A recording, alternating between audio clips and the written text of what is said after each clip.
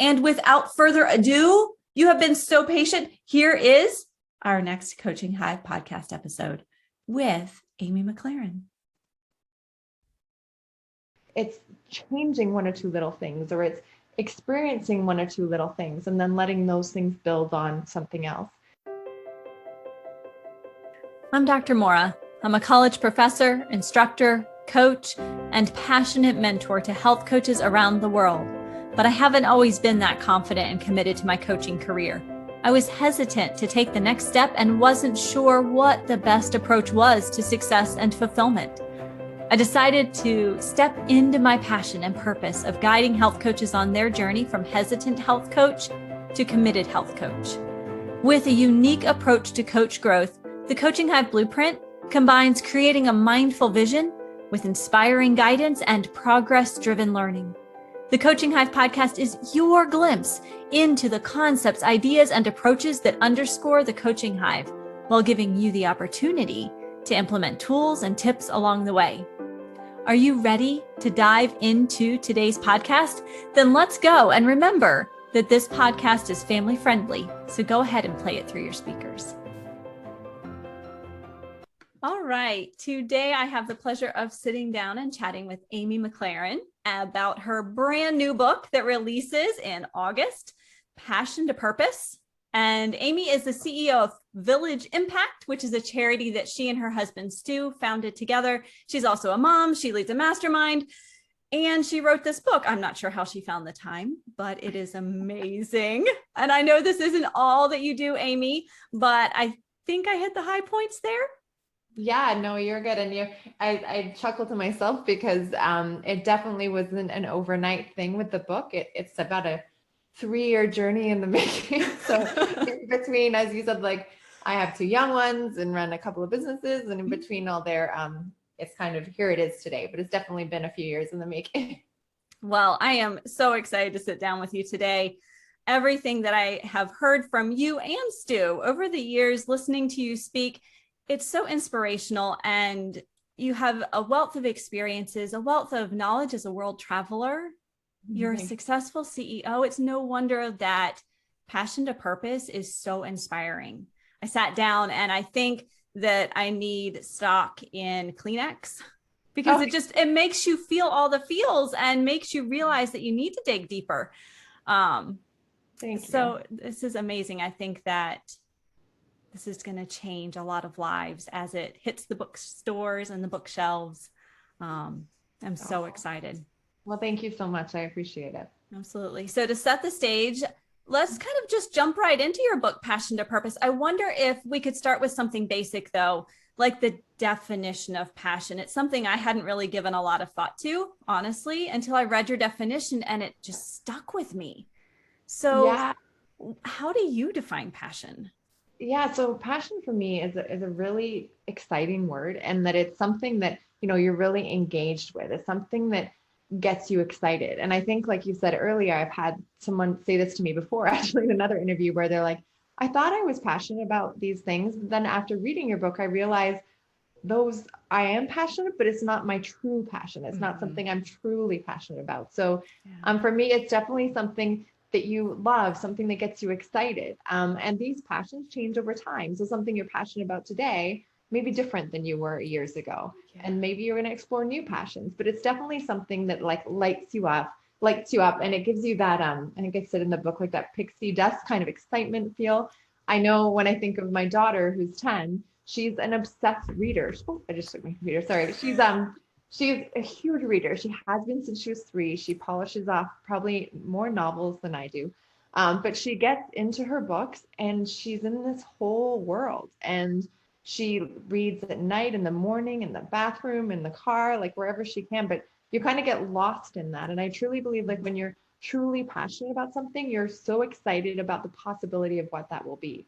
Because I believe like a passion mindset is like a possibility mindset. You don't think about what could go wrong because you're too excited about all the things that could go right. So it is something that you're truly engaged with and believe in.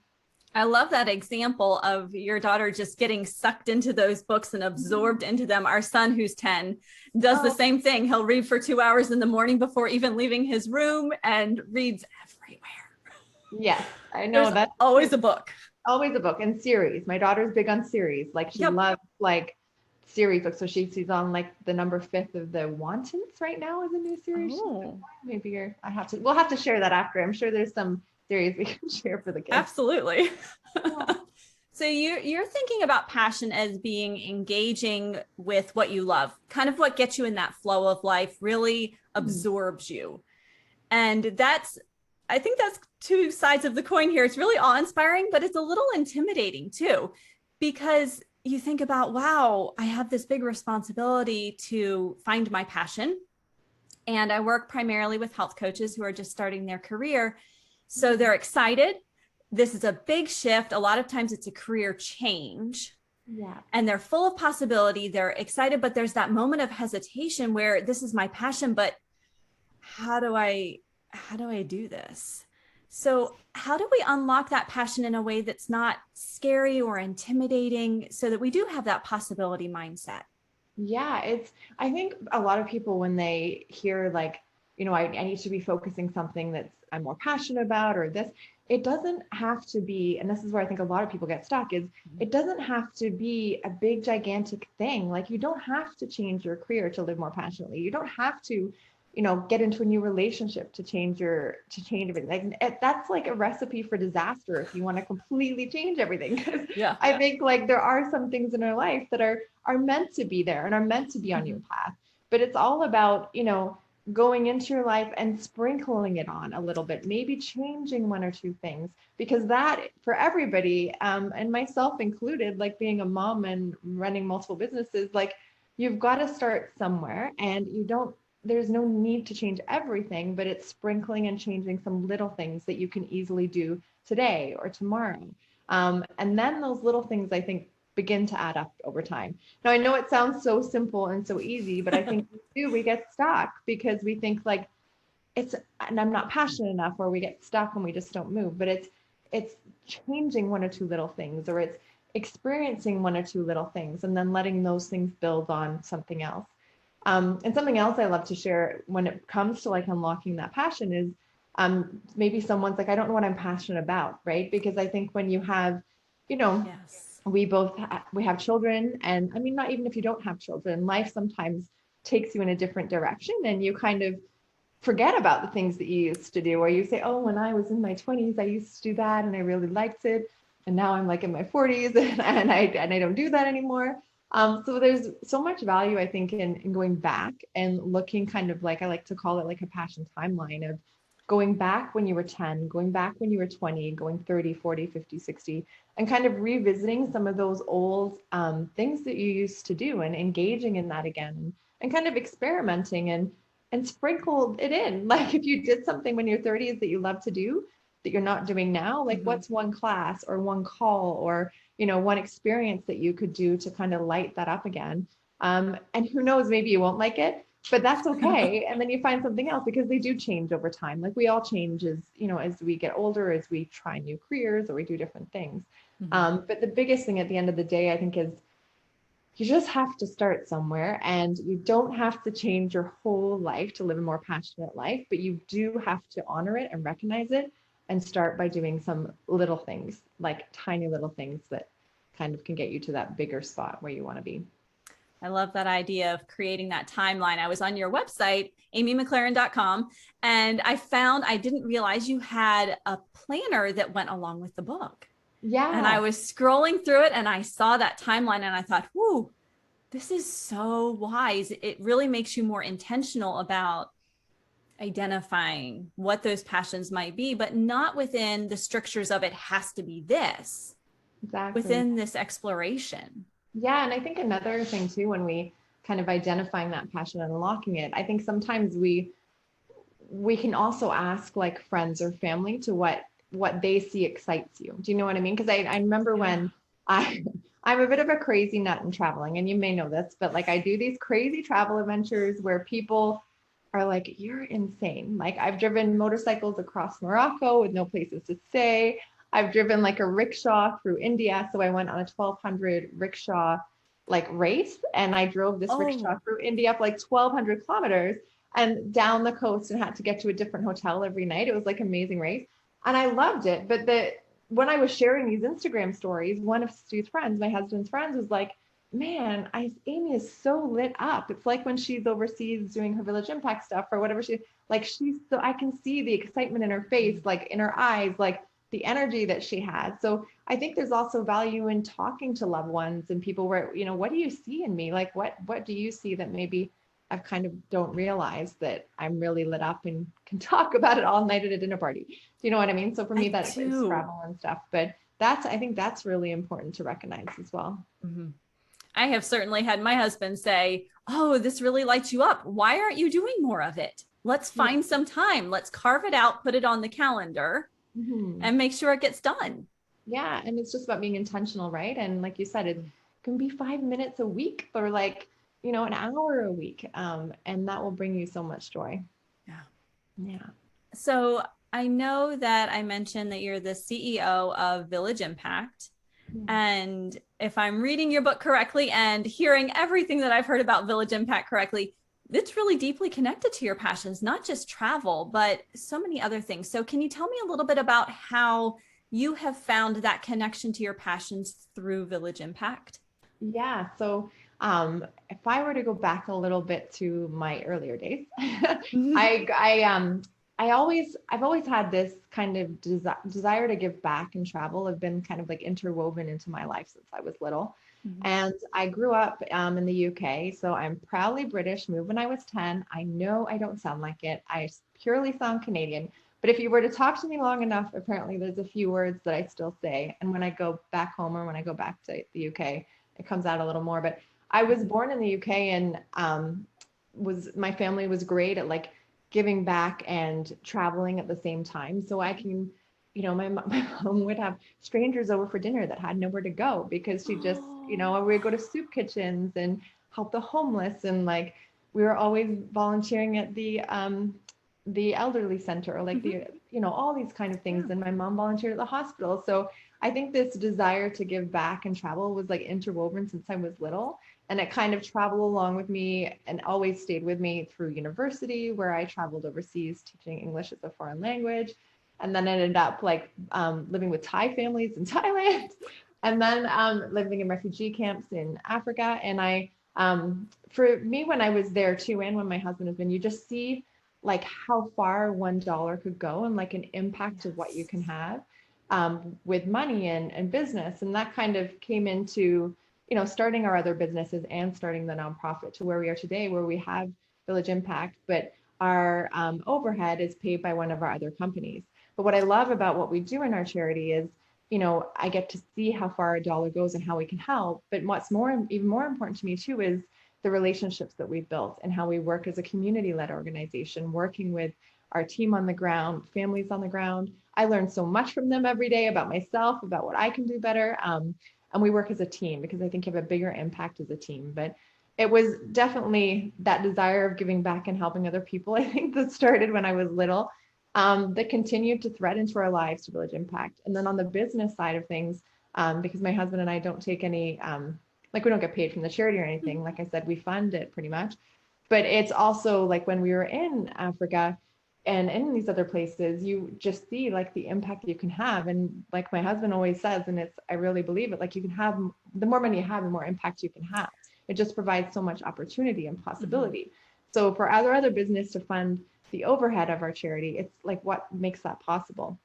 So we're all big believers in, and you've heard him say it many times, that there's absolutely nothing wrong with making money because you can Yes. do so many amazing things with it, and with your values and what you believe in. Mhm. So it's all very connected, and oftentimes we try to set, there's the charity in our businesses. But when you, like you said, when you go peel away the onion or all the other layers, everything in my life is very interconnected to our companies, to the charity, to giving back.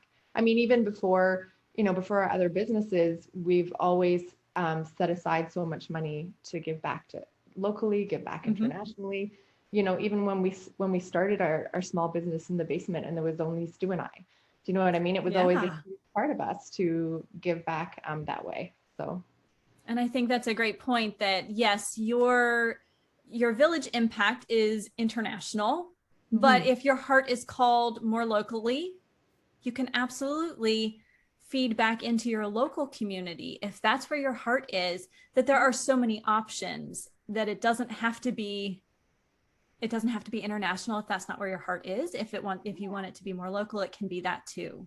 Yeah, absolutely. And so it's funny because so many people ask why, why Kenya? Like why overseas? And like hearing a bit of my story, like that's what I love to do. Like it lights me up to be in a foreign country, learning from other cultures, learning from other communities, and being immersed in completely different, like that for me, that's exciting. For some people, they're like, no, like that's too, a bit much. And that's okay. Like, but the point is like, you've got to follow what lights you up, because then it'll last longer. And if helping domestically or helping in your local community or helping your family, whatever it may be, it's all good, because we just need to do more good in the world. Everyone wants to do good. So just do good by, what lights you up and what makes you happy.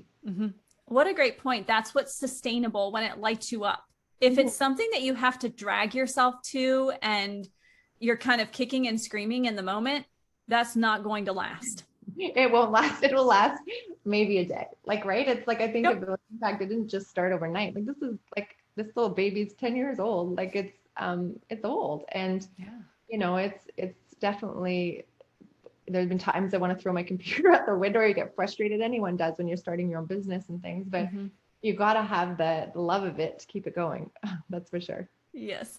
So do you think there was a defining moment? You mentioned that this has really been ingrained in you since you were a little kid. This giving back. Do you think there was a defining moment that let you know Village Impact itself had to happen? Yeah, what's funny? I've been asked this question too before, and at the time I would have never thought that it would be a defining moment. Like now I look back 9-10 years later, I think, wow, that really was. So for me, and it it was Stu and I. So my husband and I were sitting on a couch. We were watching Oprah's Big Give. So a lot of people, did you watch that? Some people I did. Yep. And it's like this amazing show where Oprah went into communities to help the communities, help families. And it was just really inspirational. And I was like sitting there on the couch and, and at that time in my career, I'm a teacher by trade. So I did teach grade 1 for 10 years. I didn't enjoy it towards the end. And I was still teaching at that point. And I was on the couch. Stu and I had, I'd been teaching. We've been trying to start another business in the basement of the spare time. And we're watching Oprah's Big Give. I had my glass of wine because I enjoy a glass of wine. My husband doesn't drink, so like he has his water. And we're sitting there, we're watching Oprah, and I'm just like, I want to do that. Like, that's what I want to do, right? But I'm like, of course, being me, I'm like, I don't want to do it like there. I want to go to Africa. I want to go overseas. Like, I want to go back to the families that I lived with. And like, I want to go back to where that joy was for me, or that passion that lit me up.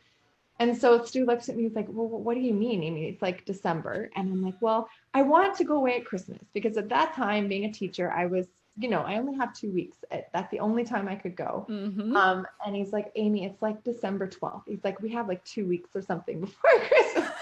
At that point, I'm like, I'm really good at details and organizing things. I'm like, I will figure out the travel, who we're going to help, all of that good stuff.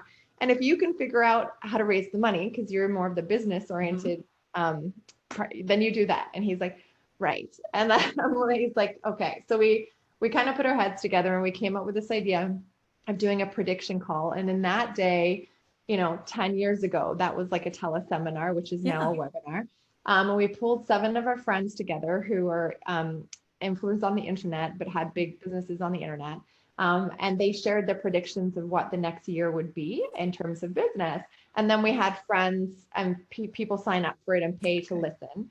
And then that money we raised, we took, not literally, but we took it down to El Salvador. And we went to El Salvador because it's close, because I couldn't go too far. And we had a volunteer organization there that I've worked with in the past. So we went down there, we took the money, we helped a local school. We bought a photocopier, we went to an orphanage, we kind of dabbled in all these different things. And then we came home from that experience, and Stu was like, he's on the plane and he's like, okay, he's like, I kind of get now what you want to do, because Stu grew up in a wonderful home as well, and volunteered a little bit, but I definitely have more of the thirst for international travel and that side of things. And so it's like, okay, so we we did that. And then the next year we did it again, and we raised, so the first year we raised about 14,000. Okay. And then the next year we did it again around the same time, and we raised about 45,000. At that point, we're like, okay, we need to stop, because we were running it through our business, because this is it's a hot mess at the beginning, right? You run, like, do what you do to get it going. So we were running it through our business, and we were paying taxes on it. And then I'm like, I need to start a charity. Like this, I can't keep doing this if I want to like really take it a step further. So then I began the paperwork with the charity to get to where we are today. And now we're like 15 schools later. We're still working on our goals. And but yeah, I kind of started from that moment of, you know, watching Oprah and seeing that and being inspired, and then just starting. And like I said, it was messy at the beginning. Like it was messy, but that's kind of the root of where it started to where it is today. And how cool. It's not this huge lightning moment that happened. It was Oprah. It was watching TV on the couch with Stu. Yeah. And you go, this is it. I want to be like this. This is what I want to make happen, but I want to do it internationally. Yeah. And like we had said, right, that's for me, that was my passion. And I'm like, well, that's what I wanted to do. And yeah, so that little moment of watching TV that night kind of led to today. So I'm a teacher too, and education is right there at the top of the list. So I love that you've already have built 15 schools, and now Passion to Purpose is going to help you continue that mission. That's amazing. Yeah, thank you. So as you got started, you know, you talk about that first time it was this really rush 2 weeks. I've got my 2-week Christmas break, holiday break, and we've got to raise money. We've got to get travel taken care of, all of this organized. The next year you raised more. This is still a new venture though at that point. So it's easy, I would imagine, for self-doubt to creep in. And I know that especially when you're starting something brand new, when you're going through that transformation, it's easy for that to happen. Yeah. And you know what? I think it's important to recognize that, like, you know, self-doubt happens all the time for everybody. It doesn't matter. Like, you know, I had it before I got on the call with you. Like you have it every day. There's self-doubt, no matter where, you know, what you've done or where you are. And yeah, there's, I even remember when we adopted our little guy, Sam, from South Africa, as you know, and he's 7 now. But that international adoption journey in itself for me took 8 years. And the amount of self-doubt and like, should I do this? Should I not? I don't know. I've got like my family saying to me, why don't you just have another one? Like have another one of your own. But I'm like, no, like I want to adopt. We've always had, we're going to do it. And that was a really hard moment. Another hard moment for me personally in my life was that adoption journey. And then even resigning from teaching, which I haven't taught now in like 7 years or 6 years. But there was self-doubt in that too. And a few things that come to mind that kind of helped me through these parts of my life were, I think number one, it's, you know, paying attention to what we say in our head. We all have that voice in our head. Everybody does.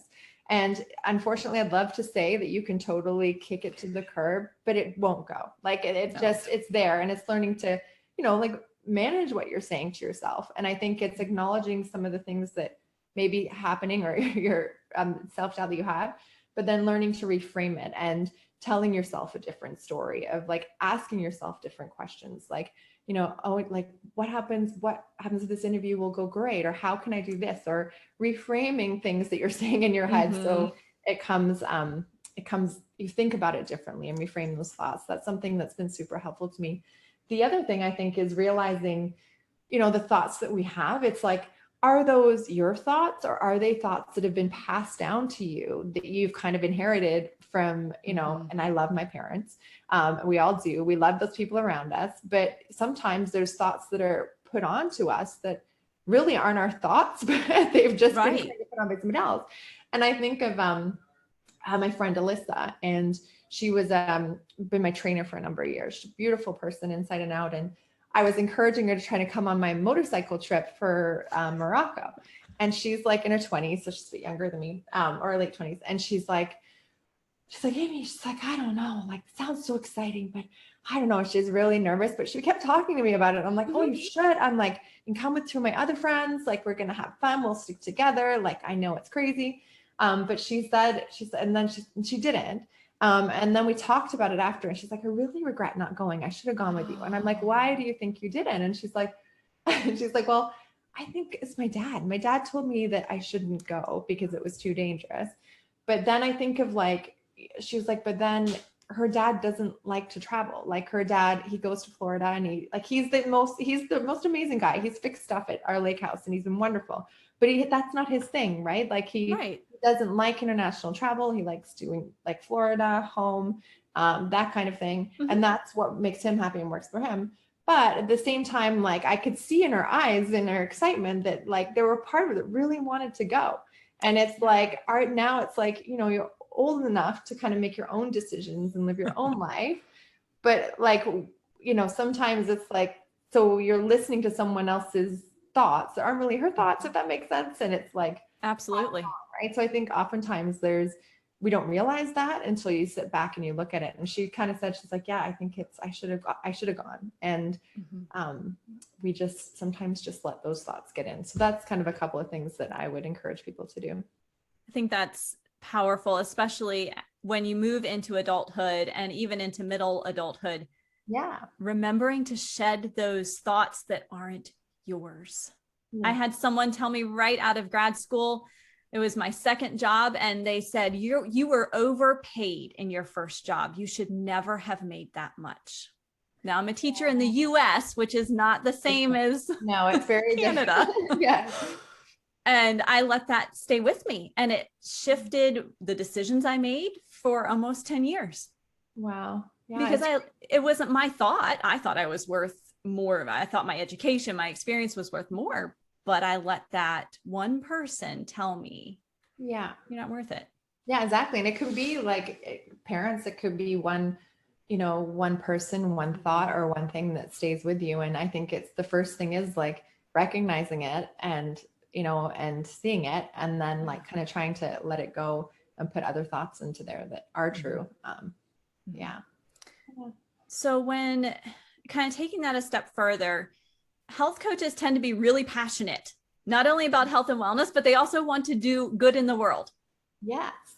So it just kind of goes with the whole schema of health and wellness. We want to do good. We want to be able to help communities here and abroad be healthier so that they can meet their full potential. Yeah. So that they can take care of all of those things they want to do, that they can live their vision. So what kind of advice do you have for someone who wants to combine this passion with doing more good in the world while still finding their way in a career? Yeah. So I would, I think there's two things that you can do. And this is something that I learned in kind of growing our nonprofit that I think you can adapt to business or however it seems. But I think number one is like, first of all, like getting clear on your message and what you do and how you want to help. So understanding that fully, because I know when we started our nonprofit, we were kind of all over the place. Like we were, we were helping with health, we were helping with all these different things, but we were really putting a Band-Aid on things and not making long-term sustainable change. But then even in that too, our messaging was all over the place. Do you know what I mean? Like it's like when you spoke to somebody and I shared what I did, people were like, kind of like, oh, but what do you do? And I was like, well, that's not clear. And it's like, so I think it's important to know what you stand for and know what you are. So your messaging is clear. So whatever you're doing, people understand it. And they can then share what you're doing in your message with other people. It becomes easier for them to share it to others. It's that ripple effect. Exactly. Yeah. So I think number one is like getting clear on that and what your mission is or what your goal is and where you're going towards, and break it down into easier words. And then the other thing that I encourage people is it's community. And, we have all these things that we want to do, and it's, we work better. And like my husband says, and like we both agree, it's like you work better together. So, and like we said at the start, you don't have to start a whole new thing. And like, maybe you find a community that relates to you or is aligned in the same values and you jump on board with them and you help. But I know with me and the charity that we started, we are better together because I'm community led. Like I'm not there to go into our villages and change it by any means. Like we're there to work alongside a community and do more good together, and learn from each other and create the schools that will last forever. So it's like doing that partnership. So I think it's definitely number one is like making sure your message is clear. So when you're sharing it, everybody understands what you do and what your vision is, and it's easy to interpret. And then, then people can share. And then the second thing is just, looking at the community around you and learning to, how can we work together, or how can you work with someone else to create more change, or to create a bigger impact, or to share your business further. That idea of partnership and collaborating, that's so strong. One of the things we talk about in health coaching is that there's no pushing, pulling, tripping, or shoving someone into change. You need to walk alongside them. You need to be a partner. Yeah, you can be a partner. And I think oftentimes that's where people get stuck, is like, there's nothing wrong with partnering with people or working together with someone, because I think you can, a good team effort is worth, and you can get so much further than like trying to trudge it through and do it yourself all the time. So what do you do then when you have this desire to do more good, but you want it to be more than a small gesture? You're ready to kind of take that next step, but oh my goodness, having a global nonprofit, ooh, that's so far out of reach mentally. Where do you take action so that you don't get stuck in that feeling of overwhelm, that uncertainty from small gestures that I feel really good about, but I'm ready to step it up? Yeah. So first of all, like I said, I love small gestures. I'm a huge believer in like please and thank yous, and like it's the littlest things that can make such a difference. And like some people come to us with the charity and like, oh, I don't have enough funds to donate for a school, or whatever it may be. And it's to me, it's like every dollar counts. But more importantly than that, those little gestures that are verbally sent, the sharing of the nonprofit or working together, are worth just as much as donations. So those small things do matter. And I love those small things. And I think for getting it to the next level, it's, identifying, like I was saying with your messaging, it's like identifying what it is that you can do. So it's like, okay, so say that they're interested in food or whatever it may be.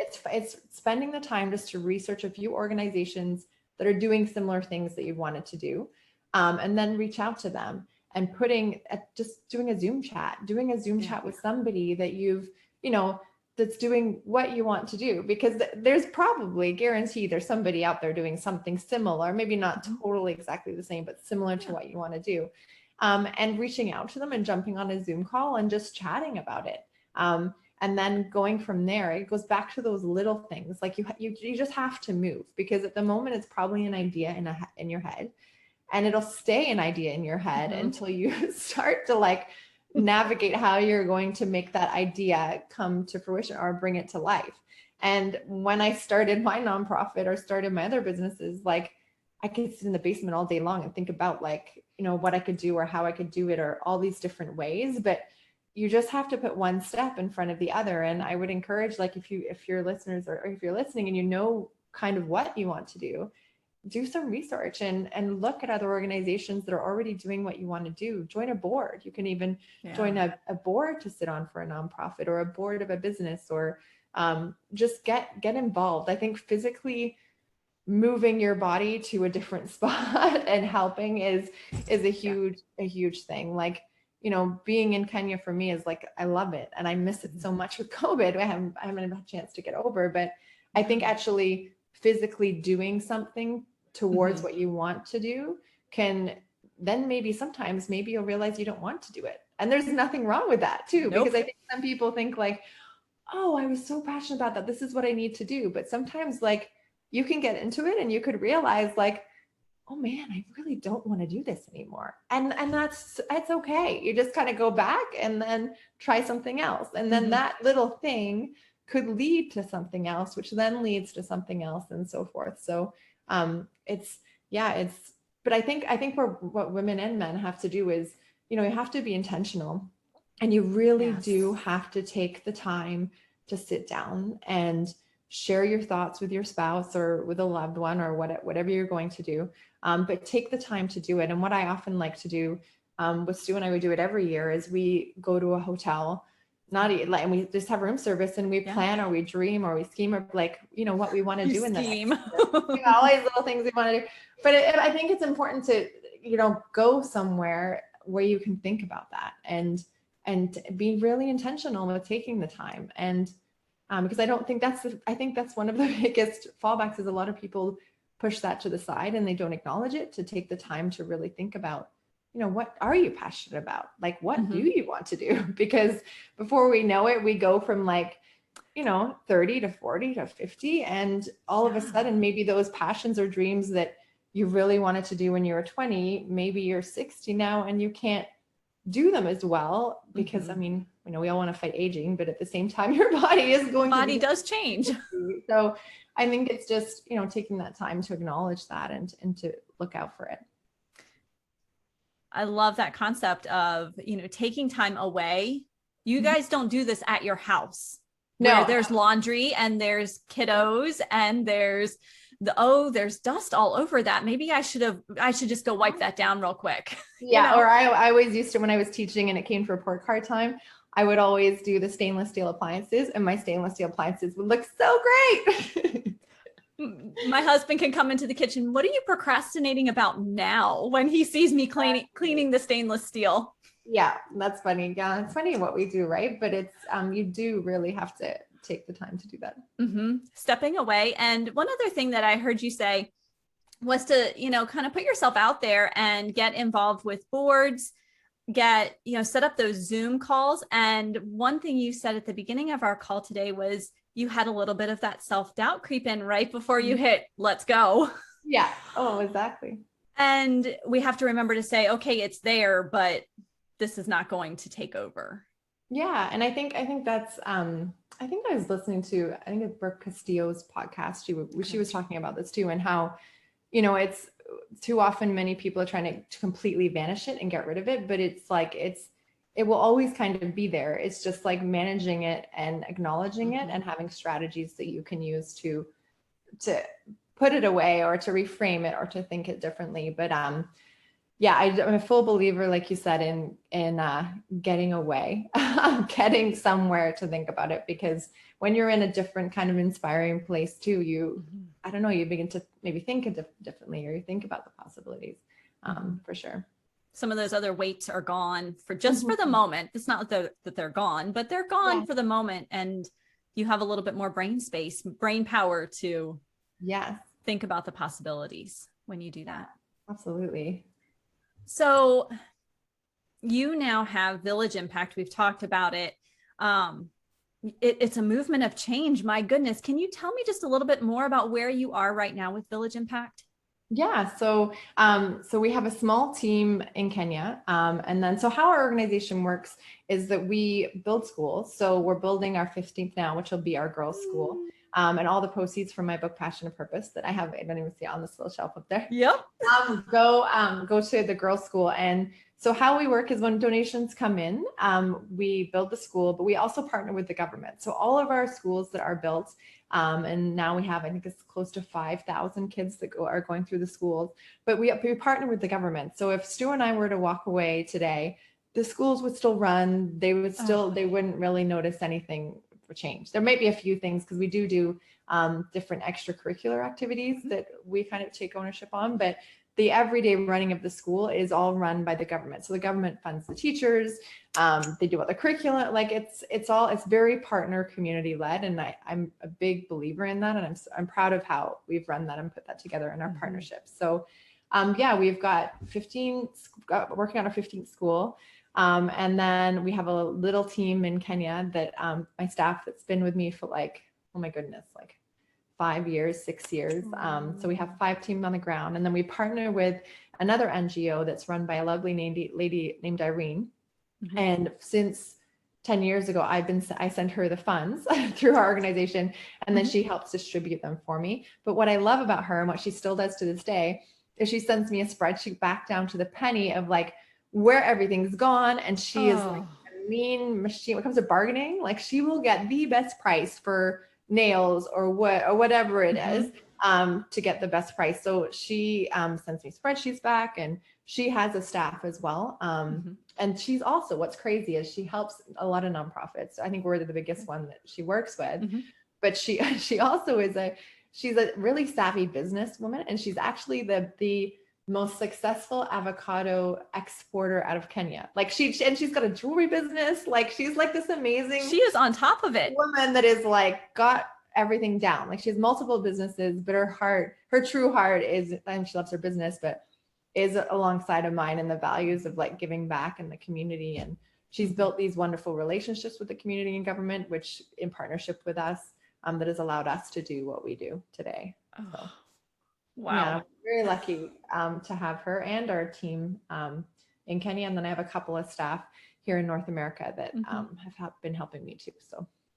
So you really have that movement of change where you have people abroad, you have people everywhere kind of working toward this similar vision of education and really making sure that the possibilities are there for kids who previously didn't have that possibility. Yeah. And a big thing for me, and with you being a teacher as well, I think it's like for us, why we chose to focus and down on education is that, you know, education is kind of like that gift no one can ever take away. So it's like they'll always have that gift no matter what happens of going through school. And then it has a ripple effect where it, you know, it helps the family, it helps the communities. And then what I love is the schools become hubs, and they're used for a lot of the mamas to meet in the communities, and they have meetings there. And like all in our first school that we built many years ago, they've got almost like a strip mall by the school where it's like, there's a little cafe and there's someone that'll cut hair, and like, so it creates this hub of like community and, you know, a place for people to come and share. And that the way our principals take care of the schools, again, is all run through the government, but they, you know, they all have their own style and how they do it. And that's really fun to watch too. Oh, that's amazing. And it drives home the point we're better together. Right. When we can create those hubs, that community, those interactions, we are so much better together. And I get goosebumps when you talk about education as the gift that no one can take away from you. No one can take it. No. And it's, there's so many gifts with education. It's like the education itself, but then like you said, it's the relationships that come from education. It's the friendships, it's the things that you learn that then can be taken on to somebody else and their family and have the ripple effects like we talked about. Yeah. Oh, I cannot tell you enough how guiding your words in the book are for really digging deep and working through the mindset piece of this that can keep us separated from our passions and our purpose. I already have so many sticky notes in my copy. I just keep going back and brainstorming those action steps and thinking about, you know, where to go next. So I've got to know, as you were writing this book, it was a labor of love. It took a couple of years. What was the most meaningful part of it for you? Yeah, you know, it definitely was a labor of love. I never I didn't have a book on my vision board at all, which is crazy. I know some people want to be writers since they were little, right? I think my daughter will write a book one day because she really loves writing. But for me, going back, well, first of all, I wrote it because I had so many women and men come after speaking on stage about the charity about, you know, wanting this whole thing of like, oh, I can't start a nonprofit, or I don't have that much money to do this. And my big mission with the book is just to do more good in the world, and that you don't have to start a nonprofit. Like you can do more good in the world today with what you have. So that was my reasoning for writing it, but definitely going back through and being in these stories that you've read of are not only the charity stuff, but starting the relationships, the start of building our other businesses, and following those passion steps. You don't realize in the time that they were big moments. So that was to go back and identify 5 or 6 things that were crucial in my turning point in my career. And that it was interesting just to sit in that space a little longer, because I think oftentimes I mean, you're probably similar to me, and maybe not, but you get something that you want to do, and you get there and you do it, and then you're on to the next thing. And I'm that way with travel too, where it's I get one trip down, I've already got the 5 next trips planned. And my husband's like, Amy, just enjoy where we're at. But I've always kind of been driven like that. But so it was really emotional for me to go back in some ways, sharing that story of our adoption with Sam, and even reading the audiobook, I'm tearing up now. It took me so many tries. And I still think if you were to listen to the audio when it comes out, you can hear the emotion in my voice. And the guy's like, do you want to do it tomorrow? I'm like, no, because it'll be the same tomorrow. Like, I just have to do it. And it's like, so it's going back and visiting those like turning points was refreshing, but also emotional. And like, that was the hardest, I think, for me that way. But yeah, I just didn't think I didn't realize the possibility when I was in that moment. But then when you look back, you're like, wow, that was like a turning moment, because I look at it now and I'm like, there's just so much opportunity. Like, there's so much opportunity with what can come from your passion if you allow yourself to, follow it, or allow yourself to like take that class or talk to a person on Zoom, or, follow it. Or even like the whole theme with the book of like just giving back. And because I all believe that we want to do good in this world. Like, I all believe that we all do.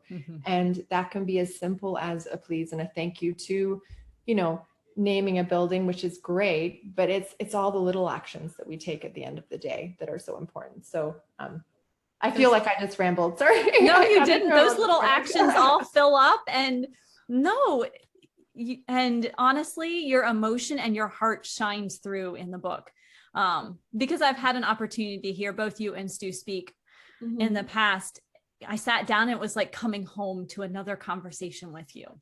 Oh, that's awesome. Well, that's really great to hear. It was, it was definitely interesting. But really good, like really awesome at the same time. Like I said, just really refreshing. And then, I kind of learned from myself as I was going back of like some of the things and directions that I had took, and then going back to that moment and using some of those things that I know I did. And then combining them with what I know now, like 10 years later, it's like, it's like different. It's different that way as you get older. I guess you learn more. It is. Yeah. All right. So thank you so much. I know we're getting to the end of our time together. But as we kind of get ready to wrap up, do you have any last words of wisdom just for someone getting started down their passion path? They're saying, oh my gosh, it's time. I need to really focus on this. Yeah. Well, obviously number one would be, got to go get my book, Passion and Purpose. And absolutely. There. But it's, it's just honoring that exactly thing that you said is like, it's digging deep and finding I just find one thing. You don't have to change everything. I just want women to know that, you can have all these things. But you've got to identify one thing and you've got to be consistent with it. And if it's anything, just revisit something and pick something and sprinkle it in and just start that way. And just, go back to that thing that you've kind of put on the table or push away or said, oh, I used to do that, but I don't do it anymore. But why? Like, why don't you do it anymore? Because you still could, probably, for what they're thinking. Yeah. That's such a good reminder to us to take that step back. And even if we're busy as moms, life never stops going, right? No, but we have to stop, and you have to stop. And I'm a big believer in this, and I share this in my book too, where I want my daughter, like, for those of us that have children, like I want my daughter to see what's possible for her life by watching where she's watching me live mine. And like I tell her to dream big and think that you can do anything, like we all do.